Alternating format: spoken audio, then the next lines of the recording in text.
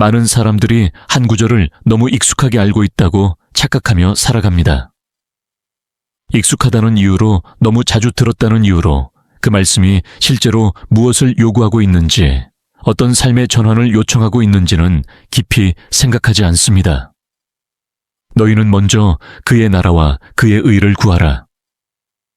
이 문장은 수십 년 동안 수많은 설교와 기도 속에서 반복되어 왔습니다. 하지만 바로 그 반복 때문에 우리는 이 말씀을 가장 많이 오해해 온 세대가 되었는지도 모릅니다. 나 역시 예외가 아니었습니다. 고백하자면 나는 오랜 시간 이 구절을 기도 공식처럼 사용해 왔습니다. 마치 조건을 충족하면 결과가 따라오는 약속처럼 말입니다. 하나님 나라를 먼저 구하면 하나님이 그 다음에 내가 원하는 것들을 채워주실 것이라는 단순한 구조. 그래서 기도했습니다. 하나님, 저는 먼저 구했습니다. 이제 제 몫을 더해주세요. 그 기도가 틀렸다고 의심해 본 적은 거의 없었습니다. 그러던 어느 날 한 사람이 제 앞에서 성경을 덮으며 던진 질문이 제 신앙의 균형을 완전히 무너뜨렸습니다. 그는 오랜 시간 이 말씀을 붙들고 살았던 사람이었습니다. 새벽 기도도 헌신도 기다림도 누구보다 오래 했다고 말했습니다. 하지만 그의 삶은 점점 무너졌습니다. 사업은 실패했고 건강은 악화되었으며 가정은 금이 가기 시작했습니다. 그는 울먹이며 물었습니다. 이 말씀이 틀린 겁니까? 아니면 제가 틀린 겁니까? 그 순간 나는 아무 대답도 할 수 없었습니다. 왜냐하면 그 질문은 이미 내 안에서도 같은 목소리로 울리고 있었기 때문입니다. 나 역시 먼저 구했는데 왜 삶이 달라지지 않았는지 설명할 수 없었기 때문입니다. 그는 결국 교회를 떠났고 나는 그를 붙잡지 못했습니다. 그리고 그 이후 나는 이 말씀을 다시 읽기 시작했습니다. 설교자가 아니라, 정답을 가진 사람이 아니라 길을 잃은 한 사람으로서 말입니다. 그 과정에서 나는 처음으로 구하라라는 단어 앞에 멈춰 섰습니다. 너무 익숙해서 더 이상 질문하지 않았던 단어. 헬라어 원문을 찾아보는 순간 나는 오래된 오해와 마주하게 되었습니다. 예수님이 사용하신 단어는 단순히 요청하다가 아니었습니다. 그 단어는 삶의 방향을 정하다 온 존재를 걸고 추구하다 멈추지 않고 계속해서 줬다라는 의미를 품고 있었습니다. 그것은 주문이 아니라 결단이었고 요청이 아니라 전환이었습니다. 그 순간 깨달았습니다. 우리는 이 말씀을 달라는 기도로 바꿔 읽고 있었다는 사실을 말입니다. 하나님 나라를 구합니다. 이제 제 삶을 채워주세요. 이 구조는 신앙처럼 보이지만 실제로는 거래에 가깝습니다. 내가 먼저 했으니 당신이 이제 응답해야 한다는 논리. 그러나 예수님이 말씀하신 구하라는 그런 요청이 아니었습니다. 그것은 삶 전체의 방향을 다시 설정하라는 초대였습니다. 내가 무엇을 얻을 것인가가 아니라 내가 어디를 향해 살 것인가에 대한 질문이었습니다. 이 차이를 이해하지 못하면 우리는 평생 기도하면서도 응답이 막힌 것처럼 느끼게 됩니다. 하나님이 침묵하시는 것 같고 약속이 지켜지지 않는 것처럼 느껴집니다. 하지만 문제는 응답의 부재가 아니라 질문의 방향이었을지도 모릅니다. 우리는 하나님께 무엇을 주실 것인가를 묻고 있었지만 예수님은 어디를 향해 살 것인가를 물으셨기 때문입니다. 이 깨달음은 단순한 해석의 수정이 아니었습니다. 삶의 태도를 완전히 바꾸는 일이었습니다. 기도의 문장이 바뀌기 시작했고 마음의 중심이 이동하기 시작했습니다. 주세요라는 말 대신 이 방향으로 살겠습니다라는 고백이 나오기 시작했습니다. 더해지는 것에 대한 집착이 줄어들자 이상하게도 마음의 여백이 생기기 시작했습니다. 그리고 나는 비슷한 변화를 겪은 사람들의 이야기를 하나둘 듣게 되었습니다. 수십 년 동안 같은 말씀을 붙들고 살았지만 늘 좌절 속에 있던 한 노년의 여성은 어느 날 이 단어의 의미를 다시 배우고 완전히 다른 기도를 시작했습니다. 더 이상 결과를 요구하지 않고 하루의 방향을 맡기는 기도였습니다. 놀랍게도 그녀의 삶에 즉각적인 기적이 일어난 것은 아니었습니다. 그러나 그녀의 얼굴에서 가장 먼저 사라진 것은 불안이었습니다. 더해지든 더해지지 않든 이 길로 가겠다는 평안이 찾아왔습니다. 그리고 시간이 지나면서 그녀는 말했습니다. 나는 그동안 구한 척만 했어요. 진짜 구함은 이제 시작된 것 같아요. 이 말씀은 그렇게 작동합니다. 눈에 보이는 성공을 약속하기보다 보이지 않는 중심을 바꾸어 놓습니다. 그래서 예수님은 이 말씀을 잘되기 위한 공식으로 주신 것이 아니라 염려에서 벗어나기 위한 길로 주신 것입니다. 아직 우리는 그 전체를 다 보지 않았습니다. 왜 먼저라는 단어가 순서가 아니라 가치인지, 왜 나라가 장소가 아니라 통치인지, 왜 의가 도덕이 아니라 관계인지, 그리고 왜 이 모든 말씀이 결국 우리를 자유케 하기 위한 것인지는 아직 남아 있습니다. 하지만 분명한 것은 이것입니다. 이 말씀은 우리에게 더 많은 것을 가지라고 요구하지 않습니다. 더 바른 방향으로 서라고 요구합니다. 더 많은 결과를 약속하지 않습니다. 더 깊은 전환을 요청합니다. 만약 지금 당신이 오래 기도했지만 달라진 것이 없다고 느끼고 있다면, 혹은 먼저 구했는데도 여전히 불안과 염려 속에 있다면, 어쩌면 하나님이 침묵하신 것이 아니라 우리가 그분의 말씀을 거꾸로 읽고 있었던 것은 아닐까요? 이제 그 질문 앞에 서야 할 시간입니다. 그리고 그 질문은 이제 막 시작되었습니다. 우리가 이 말씀을 거꾸로 읽고 있었다는 사실을 받아들이는 순간 다음 질문이 자연스럽게 따라옵니다. 그렇다면 예수님이 말씀하신 먼저는 무엇을 의미하는가 하는 질문입니다. 우리는 거의 본능적으로 이 단어를 시간의 순서로 이해해 왔습니다. 하나님 나라를 1번으로 두면 그 다음 2번으로 내 삶의 필요가 채워질 것이라는 구조 말입니다.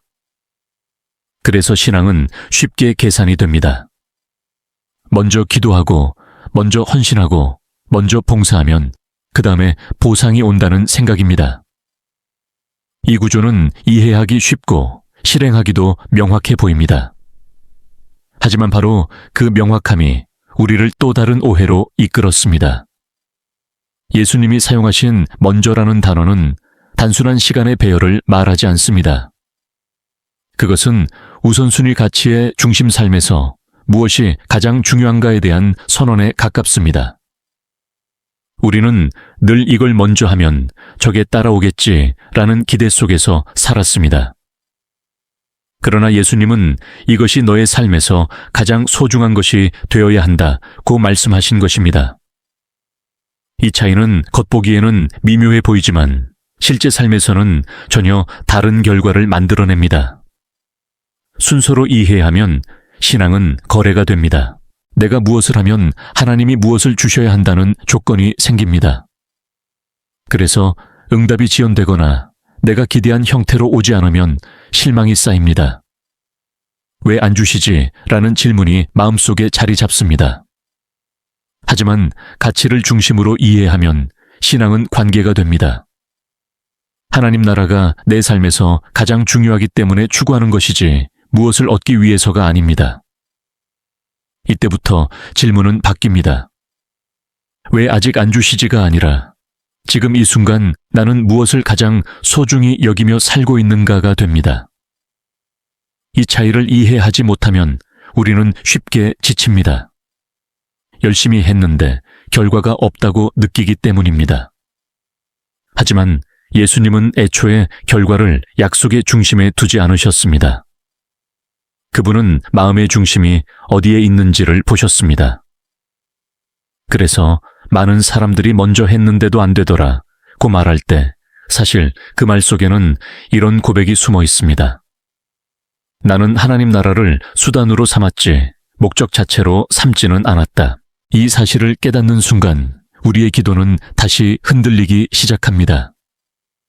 그동안 얼마나 많은 기도가 사실은 계산이었는지 보이기 때문입니다. 하나님을 향한 사랑의 고백처럼 들렸던 말들이 사실은 결과를 기대하는 계약서에 가까웠다는 사실을 인정해야 하기 때문입니다. 이 인정은 아프지만 동시에 해방의 문을 엽니다. 더 이상 성과로 자신을 증명하지 않아도 되기 때문입니다. 하나님 앞에서 무엇을 얻어내야만 의미 있는 존재가 아니라는 사실을 받아들이게 되기 때문입니다. 이제 시선은 자연스럽게 그의 나라로 이동합니다. 우리는 이 단어를 들을 때마다 본능적으로 먼 미래를 떠올립니다. 죽은 이후에 가게 될 장소, 이 땅의 고난이 끝난 뒤에 도착할 보상처럼 말입니다. 그래서 신앙은 종종 현실과 분리됩니다. 지금은 힘들어도 괜찮다, 나중에 천국이 있으니까 라는 위로로 버텨왔습니다. 하지만 예수님이 말씀하신 나라는 그런 의미에 머물러 있지 않습니다. 예수님이 사용하신 언어에서 나라는 공간이 아니라 상태입니다. 하나님의 뜻이 실제로 다스려지는 상태, 하나님의 주권이 인정되는 삶의 방식입니다. 다시 말해, 나라는 어디가 아니라 어떻게입니다. 하나님 나라를 구하라는 말은 죽어서 갈 곳을 사모하라는 말이 아니라 지금 이 순간 내 삶의 주도권을 누구에게 드릴 것인가를 묻는 질문입니다. 이 관점이 바뀌면 신앙은 갑자기 매우 현실적인 것이 됩니다. 더 이상 신앙은 예배당 안에서만 작동하지 않습니다. 가정에서의 말 한마디, 직장에서의 선택 관계 속에서의 태도 하나하나가 하나님 나라가 임하고 있는지 아닌지를 드러내는 장면이 됩니다. 그래서 하나님 나라를 구한다는 것은 오늘 하루를 어떻게 살아낼 것인가에 대한 가장 근본적인 질문이 됩니다.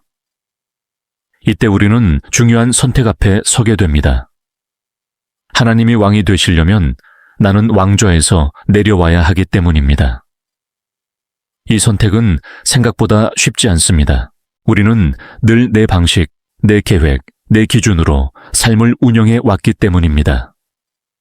하지만 하나님 나라를 구한다는 것은 그 익숙한 자리에서 내려와 다른 분에게 통치권을 내어드리는 일입니다.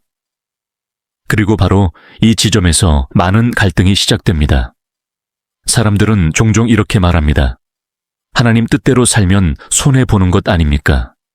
이 질문은 솔직하지만 동시에 하나님 나라에 대한 오해를 드러냅니다. 하나님 나라를 손해와 이익의 관점으로 바라보고 있기 때문입니다. 그러나 예수님은 손익계산을 초월한 다른 차원의 삶을 제시하십니다. 그분이 보여주신 나라는 잃어버린 것보다 얻은 것이 더 분명한 삶이었습니다. 비록 세상의 기준으로는 손해처럼 보일지라도 내면에서는 자유와 평안이 자라나는 삶이었습니다. 이제 우리는 또 하나의 단어 앞에 서게 됩니다. 그의 의. 이 단어 역시 오랫동안 오해되어 왔습니다. 우리는 의를 도덕적 완벽함으로 이해해 왔습니다. 더 착해져야 하고 더 바르게 살아야 하며 실수하지 말아야 한다는 압박 속에서 말입니다. 그래서 신앙은 종종 무거운 짐이 됩니다. 아무리 노력해도 기준에 도달하지 못하는 자신을 보게 되기 때문입니다. 하지만 성경이 말하는 의는 그런 의미에 머물지 않습니다. 그것은 도덕 점수가 아니라 관계의 상태입니다. 하나님과 올바른 관계 안에 있는가, 그분의 은혜 안에 머물고 있는가에 대한 이야기입니다. 다시 말해, 의는 성취가 아니라 선물에 가깝습니다. 우리가 잘해서 얻는 것이 아니라 하나님이 우리를 받아들이심으로 주어지는 상태입니다. 이 사실을 깨닫는 순간 신앙의 무게는 달라집니다. 더 이상 완벽해지기 위해 애쓰지 않아도 됩니다. 대신 이미 주어진 은혜 안에 머무는 법을 배우게 됩니다. 이 변화는 겉으로는 조용해 보이지만 내면에서는 혁명에 가깝습니다. 기도가 의무에서 대화로 바뀌고 헌신이 부담에서 기쁨으로 이동합니다. 하나님 앞에서 증명해야 할 대상이 아니라 이미 받아들여진 존재로 서게 되기 때문입니다. 이 모든 흐름은 결국 한 방향을 가리킵니다. 예수님이 이 말씀을 통해 우리를 데려가고자 하신 곳은 더 많은 소유가 아니라 더 깊은 자유입니다. 더 큰 성공이 아니라 더 단단한 평안입니다. 아직 우리는 이 말씀의 절반밖에 오지 않았습니다. 이 모든 것을 더하시리라 라는 문장이 무엇을 의미하는지, 그리고 왜 이 말씀이 염려에서 벗어나는 길로 주어졌는지는 아직 남아 있습니다. 하지만 분명한 것은 이 여정은 이미 시작되었다는 사실입니다. 말씀을 다시 읽기 시작한 순간 우리는 이전으로 돌아갈 수 없습니다. 익숙했던 해석은 흔들렸고 새로운 질문이 마음속에 자리를 잡았습니다. 그리고 그 질문은 우리를 더 깊은 곳으로 이끌고 있습니다. 이 말씀은 아직 끝나지 않았습니다. 오히려 이제부터가 본론입니다. 우리는 이제 자연스럽게 한 문장에 다시 시선을 돌리게 됩니다. 그리하면 이 모든 것을 너희에게 더하시리라. 이 문장은 많은 사람들에게 기대와 실망을 동시에 안겨주었습니다. 기대는 컸고 실망은 더 깊었습니다. 왜냐하면 우리는 이 문장을 원하는 모든 것에 대한 약속으로 받아들였기 때문입니다. 하나님 나라를 먼저 구하면 내가 바라던 성공 안정, 풍요 인정 모든 것이 따라올 것이라는 기대 말입니다. 그러나 시간이 흐르면서 현실은 그 기대와 일치하지 않는 경우가 많았습니다. 그래서 우리는 마음속으로 묻게 됩니다. 왜 이 말씀은 내 삶에서 그대로 이루어지지 않는 것처럼 보일까? 이 질문에 답하기 위해서는 이 문장이 놓여 있는 맥락을 다시 바라봐야 합니다. 예수님은 갑작스럽게 이 모든 것을 더해주겠다고 말씀하신 것이 아닙니다. 그분은 이미 그 앞에서 반복해서 한 가지 주제를 말씀하고 계셨습니다. 무엇을 먹을지, 무엇을 입을지, 무엇을 마실지에 대한 염려였습니다. 다시 말해, 이 말씀의 무대는 성공의 세계가 아니라 생존의 세계였습니다. 우리가 흔히 생각하는 욕망의 목록이 아니라 삶의 기본적인 필요에 대한 두려움이 그 배경이었습니다. 그래서 이 모든 것은 우리가 만들어낸 욕망의 리스트가 아니라 예수님이 직접 언급하신 필요의 범위를 가리킵니다. 먹을 것, 입을 것, 오늘을 살아내기 위한 최소한의 조건들 말입니다. 이 사실을 받아들이는 순간 이 말씀을 대하는 우리의 태도는 바뀔 수밖에 없습니다. 왜냐하면 우리는 그동안 하나님께서 약속하지 않으신 것을 약속하신 것처럼 기대해 왔기 때문입니다. 하나님은 원하는 것을 다 주겠다고 말씀하신 적이 없습니다. 대신 필요한 것은 책임지겠다고 말씀하셨습니다. 이 차이는 냉정하게 들릴 수도 있습니다. 하지만 깊이 생각해 보면 이것은 사랑의 방식입니다. 진짜 사랑은 상대가 원하는 것을 무조건 다 주는 것이 아니라 그 사람을 살리는 것을 주는 것이기 때문입니다. 부모가 아이에게 모든 원하는 것을 다 준다면 그 아이는 자라지 못합니다. 오히려 필요한 것을 주고 때로는 원하는 것을 거절하는 것이 성숙한 사랑입니다. 예수님이 말씀하신 이 모든 것은 바로 그런 사랑의 언어입니다. 문제는 우리가 이 사랑을 이해하지 못했다는 데 있습니다. 우리는 원하는 것이 채워지지 않으면 하나님이 약속을 어겼다고 느꼈고 필요한 것이 이미 채워지고 있다는 사실에는 익숙해지다 못해 무감각해졌습니다. 그래서 어느 순간부터 감사는 사라지고 비교가 시작되었습니다. 다른 사람의 삶과 내 삶을 비교하며 왜 나는 저만큼 받지 못했는지를 묻게 되었습니다. 하지만 예수님의 시선은 언제나 비교가 아니라 돌봄에 있었습니다. 각 사람의 필요를 아시고 그 필요를 채우시는 아버지의 시선 말입니다. 이 지점에서 우리는 또 하나의 중요한 단어를 다시 읽어야 합니다. 더하시리라. 이 단어 역시 우리가 오랫동안 오해해 온 표현입니다. 우리는 이것을 보상처럼 이해해 왔습니다.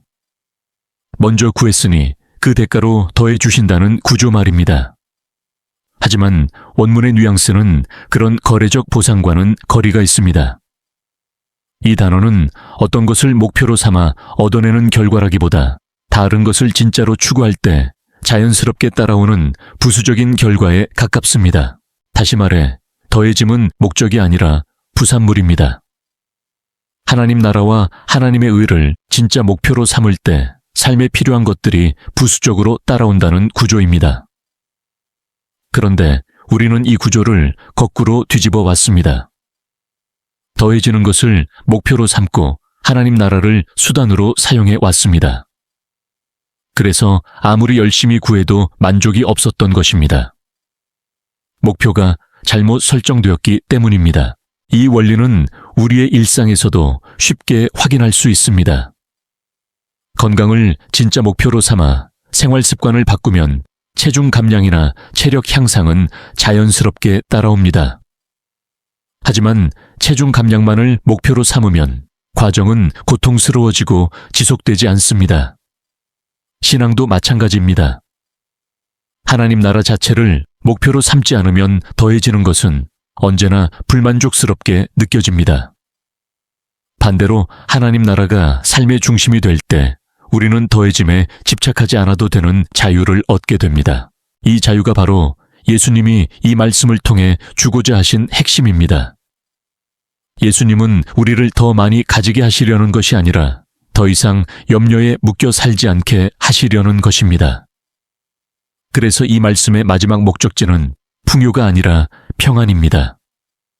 염려는 우리가 통제할 수 없는 미래를 붙잡으려 할 때 생겨납니다. 하지만 하나님 나라를 먼저 구한다는 것은 그 통제권을 내려놓는 행위입니다. 내 삶의 주인이 내가 아니라 하나님이라는 사실을 받아들이는 순간 염려는 설 자리를 잃기 시작합니다. 이 말씀이 주어진 전체 맥락을 다시 떠올려 보십시오. 예수님은 반복해서 염려하지 말라고 말씀하십니다. 그리고 그 결론으로 그러므로 먼저 그의 나라와 그의 의를 구하라고 말씀하십니다.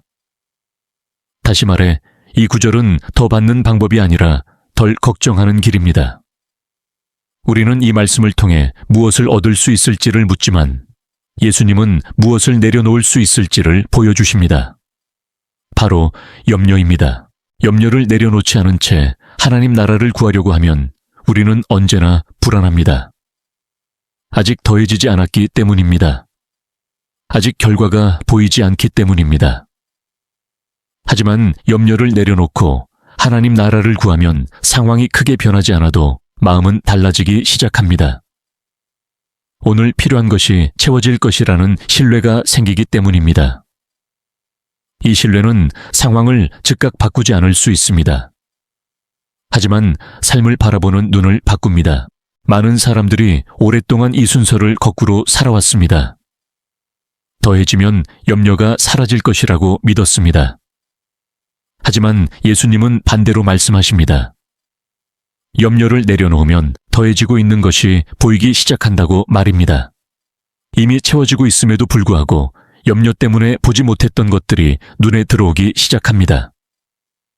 오늘 숨쉬고 있다는 사실, 오늘 하루를 살아낼 수 있는 힘이 주어졌다는 사실, 누군가와 여전히 연결되어 있다는 사실.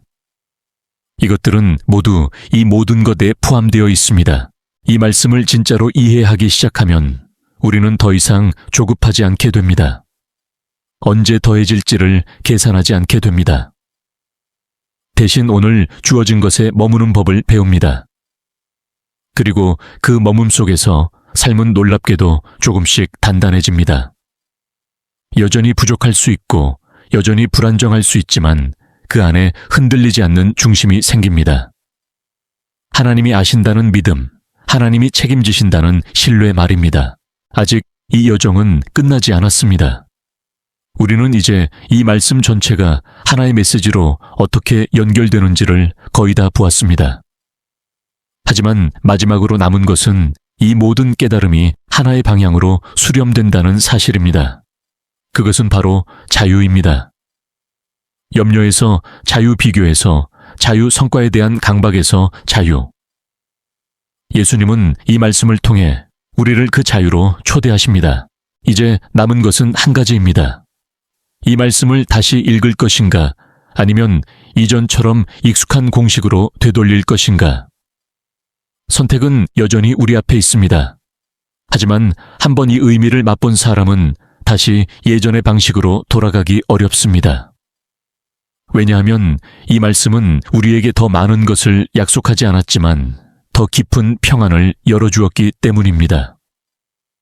그리고 그 평안은 그 어떤 더해짐보다도 오래 남습니다. 이제 이 말씀은 하나의 큰 흐름으로 우리 앞에 서 있습니다. 구하라는 방향이었고, 먼저는 가치였으며, 나라는 장소가 아니라 통치였고, 의는 도덕이 아니라 관계였고, 이 모든 것은 욕망이 아니라 필요였으며, 더해짐은 보상이 아니라 부산물이었고, 그 모든 목적은 염려에서 벗어나게 하려는 것이었습니다. 이 7가지가 각각 따로 존재하는 것이 아니라 하나의 길처럼 이어져 있다는 사실을 우리는 이제 거의 보게 되었습니다. 그렇다면 마지막으로 남는 질문은 이것입니다.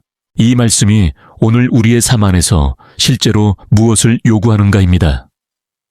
많은 사람들은 여전히 이렇게 말합니다.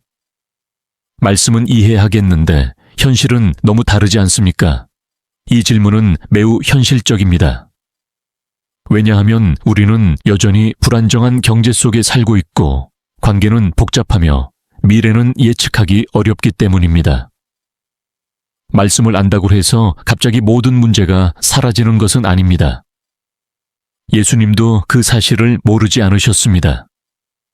그래서 이 말씀은 문제를 제거해주는 주문이 아니라 문제를 바라보는 시선을 바꾸는 선언입니다. 하나님 나라를 먼저 구한다는 것은 문제보다 하나님을 더 크게 본다는 뜻이 아닙니다. 문제를 무시하겠다는 말도 아닙니다. 그것은 문제를 다른 위치에 두겠다는 결단입니다. 문제를 삶의 중심에서 내려놓고 하나님을 중심에 모시는 일입니다. 이 순서가 바뀌면 문제는 여전히 존재하지만 우리를 지배하지는 못합니다. 염려는 여전히 문을 두드리지만 더 이상 주인이 되지 못합니다. 우리는 종종 염려를 너무 쉽게 정당화합니다. 책임감이라고 부르고 현실 감각이라고 부릅니다. 하지만 예수님은 염려를 그렇게 부르지 않으셨습니다. 염려는 믿음의 부재라기보다 방향이 어긋난 신뢰입니다. 우리는 여전히 무엇인가를 신뢰하고 있습니다. 다만 하나님이 아니라 통제와 계산을 신뢰하고 있을 뿐입니다. 그래서 하나님 나라를 구하라는 말은 신뢰의 방향을 다시 돌리라는 요청입니다. 이 요청은 우리에게 매우 구체적인 선택을 요구합니다. 오늘 하루를 살아가며 우리는 수많은 작은 결정을 합니다. 말을 할지 말지, 참을지 반응할지, 붙잡을지 내려놓을지. 이 순간마다 하나님 나라를 구한다는 것은 이 선택이 하나님의 통치 아래 있는가를 묻는 것입니다.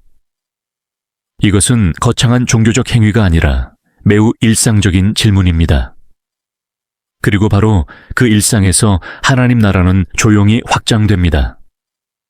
많은 사람들이 하나님 나라를 이야기하면 특별한 사역이나 큰 헌신을 떠올립니다. 하지만 예수님이 보여주신 하나님 나라는 그런 방식으로만 확장되지 않았습니다. 오히려 작은 순종 눈에 띄지 않는 선택 조용한 신뢰를 통해 드러났습니다. 그래서 하나님 나라를 구한다는 것은 인생의 방향을 바꾸는 일이지만 동시에 오늘의 태도를 바꾸는 일이기도 합니다. 이제 우리는 이 말씀을 더 이상 축복의 공식으로 사용할 수 없습니다. 왜냐하면 그 공식은 염려를 제거하지 못했기 때문입니다. 대신 이 말씀은 질문이 됩니다. 지금 내가 붙잡고 있는 염려는 무엇인가? 그리고 그 염려보다 더 크게 붙잡아야 할 것은 무엇인가? 이 질문 앞에서 우리는 솔직해져야 합니다. 여전히 놓지 못하는 것들, 여전히 계산하고 있는 조건들, 여전히 결과를 통해 자신을 증명하려는 마음을 인정해야 합니다. 예수님은 이 말씀을 통해 우리를 무책임하게 만들지 않으셨습니다. 오히려 더 깊은 책임으로 부르셨습니다. 내 인생의 주인이 누구인지에 대한 책임, 내가 무엇을 가장 가치 있게 여기며 사는지에 대한 책임 말입니다. 그리고 그 책임은 두려움이 아니라 자유로 이어집니다. 왜냐하면 더 이상 모든 것을 내가 책임지지 않아도 되기 때문입니다. 이제 이 말씀은 우리 삶을 정리하기 시작합니다. 불필요한 집착을 내려놓게 하고 지나친 비교를 멈추게 하며 아직 오지 않은 미래를 과도하게 앞당겨 사는 습관을 멈추게 합니다. 그 자리에 남는 것은 오늘이라는 시간입니다. 오늘 주어진 은혜, 오늘 허락된 숨, 오늘 맡겨진 관계. 하나님 나라는 바로 그 오늘 안에서 시작됩니다. 그래서 이 말씀을 제대로 이해한 사람의 삶에는 한 가지 공통점이 나타납니다. 더 이상 급하지 않다는 것입니다.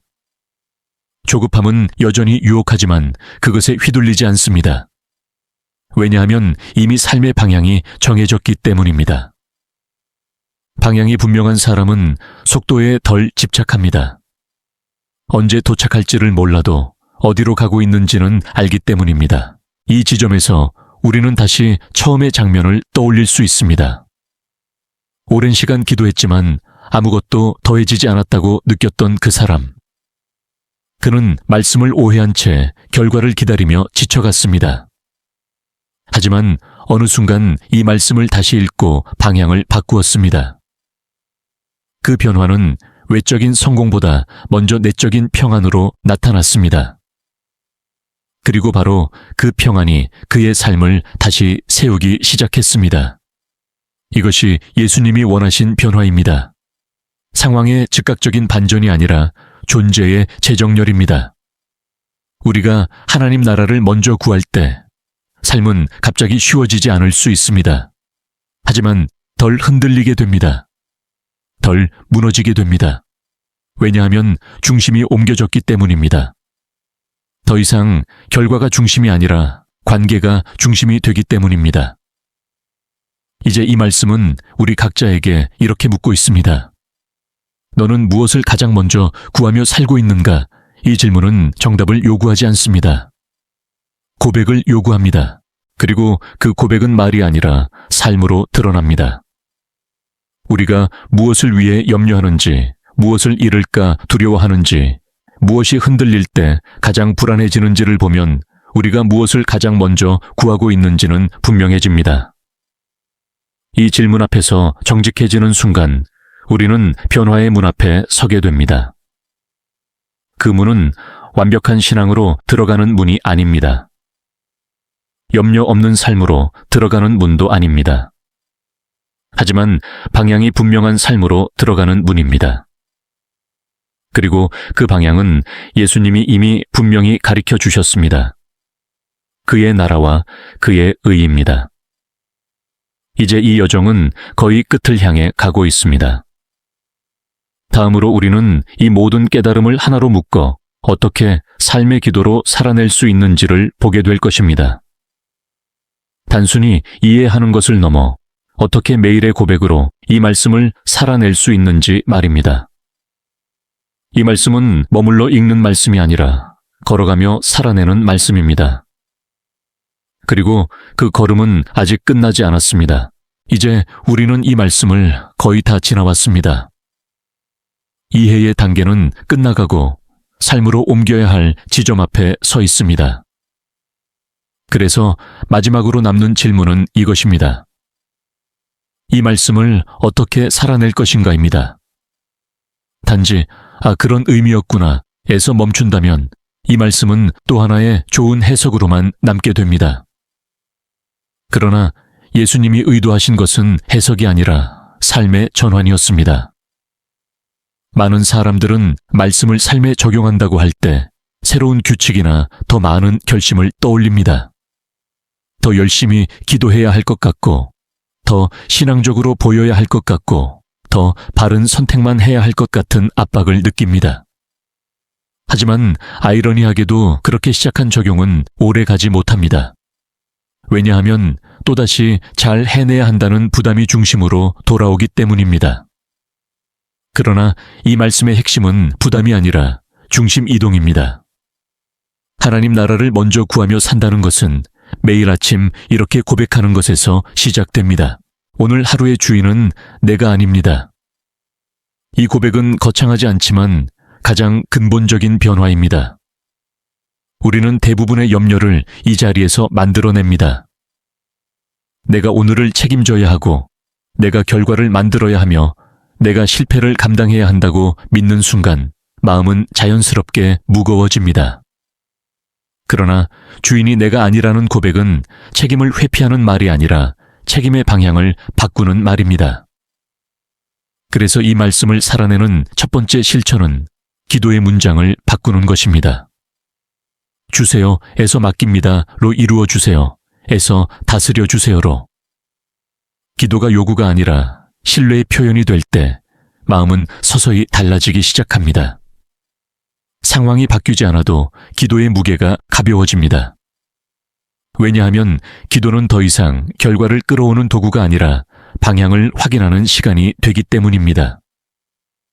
두 번째 실천은 오늘이라는 시간에 머무는 연습입니다. 염려는 거의 언제나 미래에서 옵니다. 아직 오지 않은 일을 앞당겨 살 때 마음은 쉽게 지칩니다. 예수님이 오늘의 양식을 말씀하신 이유도 여기에 있습니다. 하나님 나라는 내일을 부정하지 않지만 오늘을 희생시키지도 않습니다. 오늘 주어진 것 안에서 하나님을 신뢰하는 법을 배우는 것, 이것이 하나님 나라를 구하는 가장 현실적인 방식입니다. 그래서 하나님 나라를 먼저 구하며 사는 사람은 모든 계획을 버리지 않습니다. 다만 그 계획 위에 이렇게 적어둡니다. 하나님, 이 계획의 주인은 당신입니다. 이 문장이 삶에 들어오기 시작하면 실패의 정의도 달라집니다. 결과가 좋지 않았다고 해서 실패가 되지 않습니다.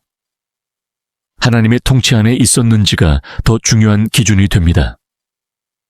이 기준은 우리를 무기력하게 만들지 않습니다.